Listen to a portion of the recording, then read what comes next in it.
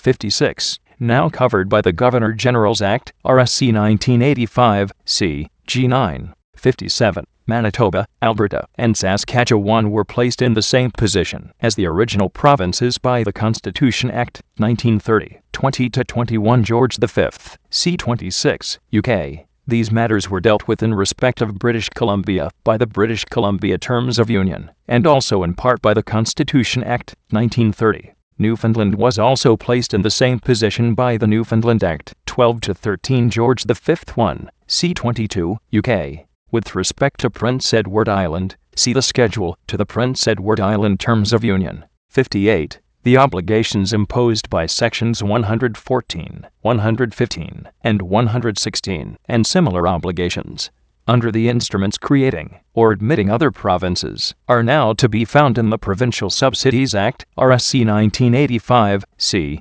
p. 26. 59, repealed by the Statute Law Revision Act, 1950, 14 George VI, c. 6, UK. The section originally read as follows: 118.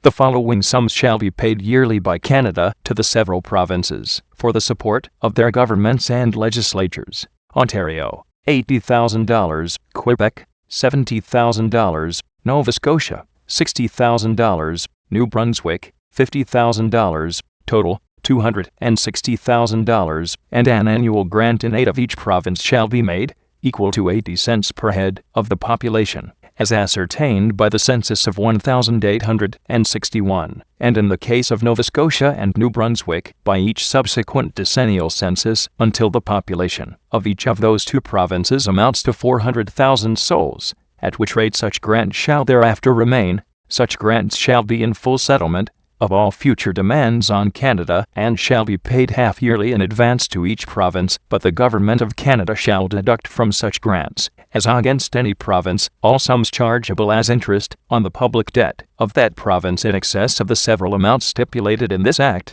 The section was made obsolete by the Constitution Act, 1907, 7 Edward VII, c. 11, UK, which provided 1. The following grants shall be made yearly by Canada to every province which at the commencement of this Act is a province of the Dominion, for its local purposes, and the support of its government and legislature. A fixed grant, where the population of the province is under 150,000, of $100,000, where the population of the province is 150,000, but does not exceed 200,000, of $150,000, where the population of the province is 200,000, but does not exceed 400,000, of $180,000, where the population of the province is 400,000, but does not exceed 800,000, of $190,000, where the population of the province is 800,000, but does not exceed 1,500,000, of $220,000, where the population of the province exceeds 1,500,000, of $240,000, and b. subject to the special provisions of this Act as to the provinces of British Columbia and Prince Edward Island, a grant at the rate of 80 cents per head of the population of the province up to the number of 2,500,000, and at the rate of 60 cents per head of so much of the population as exceeds that number. 2. An additional grant of $100,000 shall be made yearly to the province of British Columbia for a period of 10 years from the commencement of this Act. 3. The population of a province shall be ascertained from time to time in the case of the provinces of Manitoba, Saskatchewan, and Alberta respectively by the last quinquennial census or statutory estimate of population made under the Acts establishing those provinces, or any other Act of the Parliament of Canada making provision for the purpose, and in the case of any other province by the last decennial census, for the time being. 4. The grants payable under this Act shall be paid half yearly in advance to each province. 5. The grants payable under this Act shall be substituted for the grants or subsidies in this Act referred to as existing grants, payable for the like purposes at the commencement of this Act to the several provinces of the Dominion, under the provisions of Section 118 of the Constitution Act, 1867, or of any order in council establishing a province, or of any act of the Parliament of Canada containing directions for the payment of any such grant or subsidy. And those provisions shall cease to have effect 6. The Government of Canada shall have the same power of deducting sums charged against a province on account of the interest on public debt in the case of the grant payable under this Act to the province as they have in the case of the existing grant.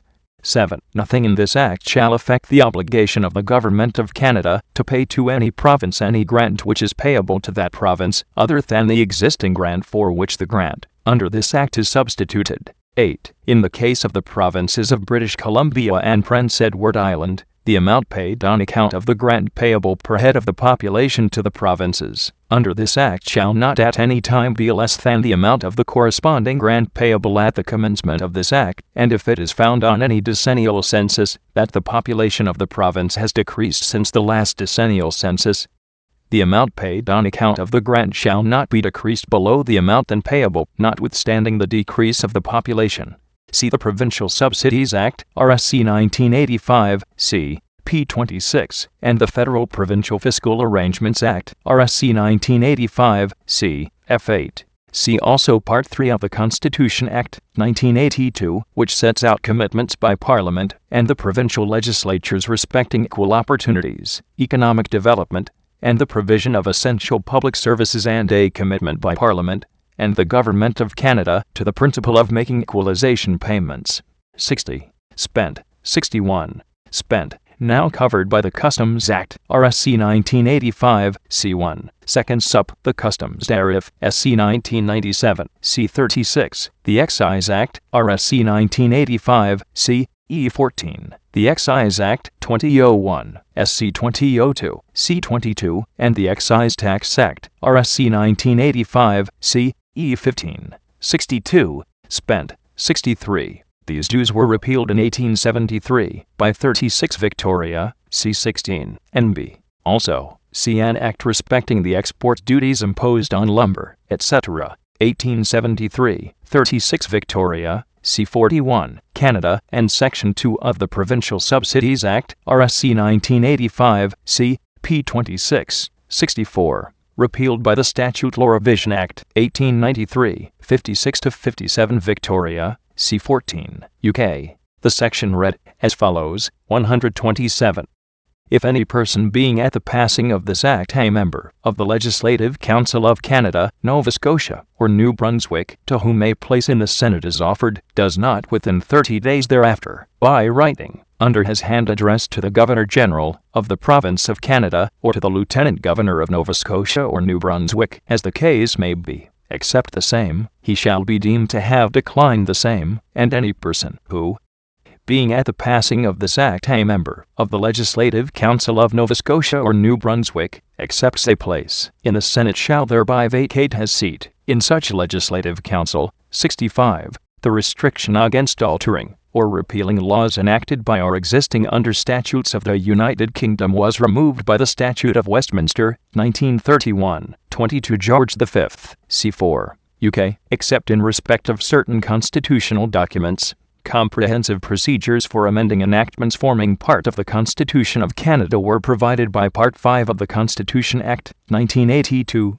66. Spent. 67. A similar provision was enacted for Manitoba by Section 23 of the Manitoba Act, 1870, 33 Victoria, C3, confirmed by the Constitution Act, 1871, 34-35 Victoria, C28, UK. Section 23 read as follows: 23.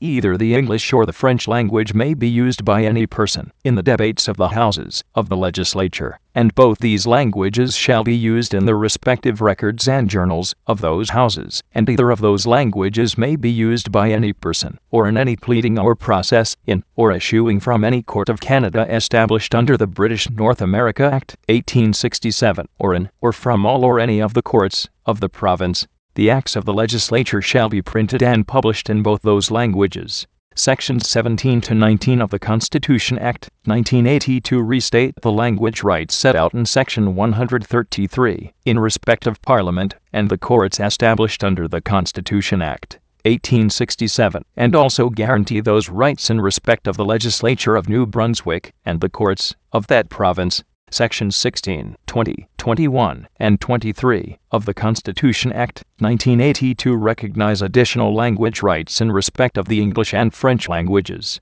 Section 22 preserves language rights and privileges of languages other than English and French. 68. Spent, now covered in Ontario by the Executive Council Act, RSO 1990, CE.25, and, in Quebec, by the Executive Power Act, RSQC. E18.